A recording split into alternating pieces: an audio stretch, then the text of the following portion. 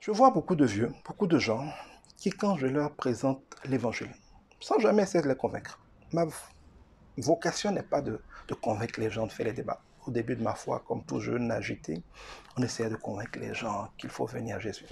Non, aujourd'hui, je ne me fatigue plus et je ne perds plus mon temps à essayer de convaincre qui que ce soit. Dieu est tellement merveilleux, bon, qu'on n'a pas besoin de convaincre les gens de venir à lui. Il faut juste le révéler, l'expliquer aussi clairement que possible et laisser à Dieu le soin de faire son boulot. Même si vous présentez Christ parfaitement, si quelqu'un n'a pas de toute éternité été prédestiné à jouir de Christ, son cœur sera fermé. Mais si quelqu'un a vocation, parce qu'il a été prédestiné à cela, à jouir de Christ, il ne vous faut pas grand-chose pour que le Seigneur lui-même travaillant en lui déclenche ce qu'il faut. En fait, l'évangélisation, ce n'est pas quelqu'un qui convainc les autres de venir à Christ.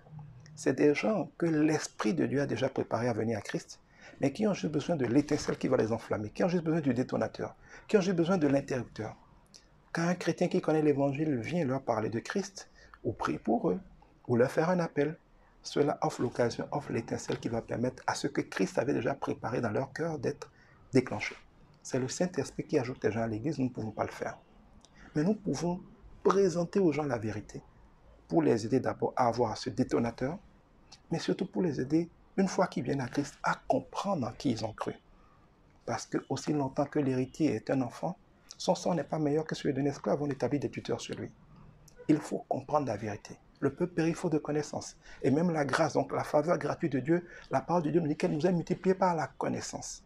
Même si tu es héritier, si tu es ignorant de ton héritage et de la manière de le gérer, d'autres vont le gérer à ta place. Trop de gens sont loin de Christ ou sont des chrétiens vaincus parce qu'ils ne savent pas qui ils sont et comment ça marche, la puissance qu'ils ont. Ils ne savent pas en qui ils ont cru. Donc, ils n'arrivent pas à en vivre concrètement. On est chrétien et quand on a des problèmes, on va voir des marabouts, des charlatans, des féticheurs, des horoscopes. Parce qu'on ne sait pas en quoi on a cru.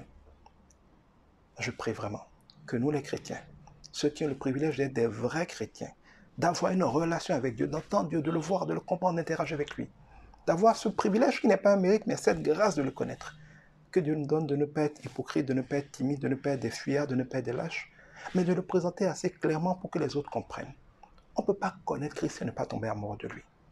Présentons-le simplement, sans mentir, sans faire des faux témoignages. Ce n'est pas vrai qu'en Christ, vous n'aurez aucun problème. Mais en Christ, vous triompherez toujours de tous les problèmes. En Christ, vous aurez toujours la paix dans les problèmes. En Christ, vous marcherez toujours en paix sur les problèmes. En Christ, vous serez attaqué, mais on ne vous vaincra jamais. Vous tomberez, mais vous vous releverez. Vous pourrez tomber malade, mais vous guérirez. Et si vous mourrez, ce sera pour la vie éternelle. Donc, dans tous les cas, la vie en Christ, c'est une vraie vie. Mais elle est délicieuse. Présentons simplement Christ. Laissons les gens tomber amoureux.